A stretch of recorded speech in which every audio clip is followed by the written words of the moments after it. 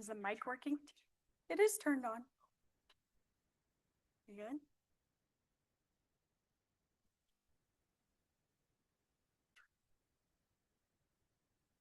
Okay.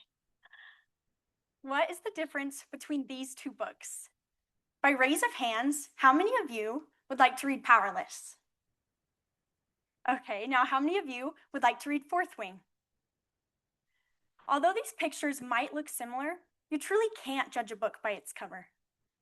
According to Goodreads, which is the world's largest platform for readers and book recommendations, one of these fantasy books ranks among the top 5 for sexually explicit content, while the other is highly rated for being clean and suitable for young audiences.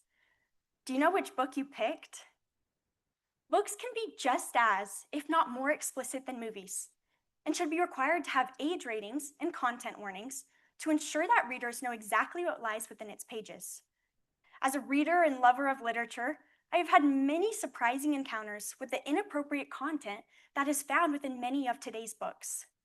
Chances are that you, or maybe even a loved one, has had similar experiences.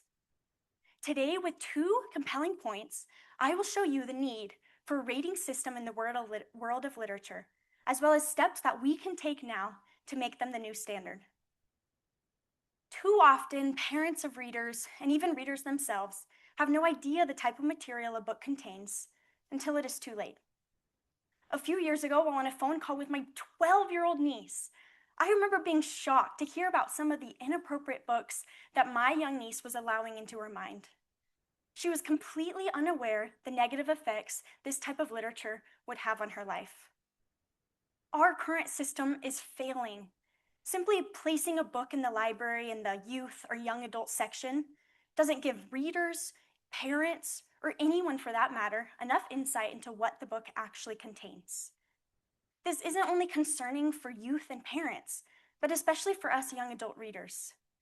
What the world might place in a library shelf for college students may not align with the values we try to live by as BYU students, and more importantly, as followers of Jesus Christ.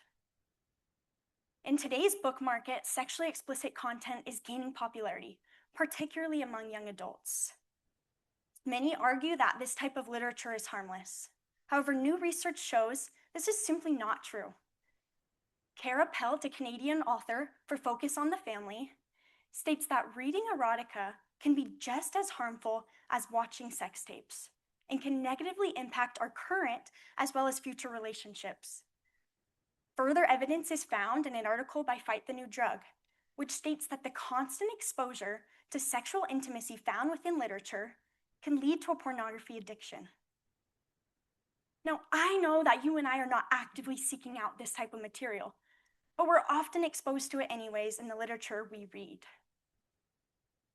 In a recent survey I conducted here at BYU, 87% of respondents claimed that the rating of a movie often affects whether or not they watch that movie.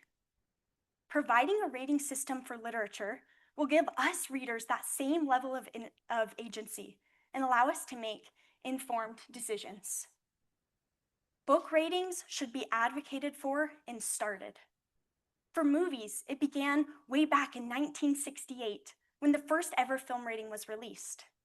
For video games, it was more recent. It was in 1994. The Entertainment Software Rating Board was created in response to concerned parents regarding content. The need for book ratings is right now.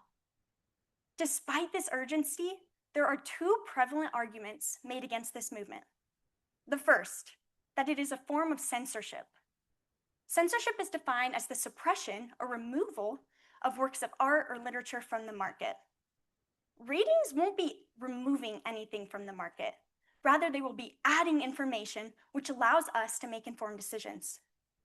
The second argument, it's impossible because there's just too many books. But take, for example, the FDA.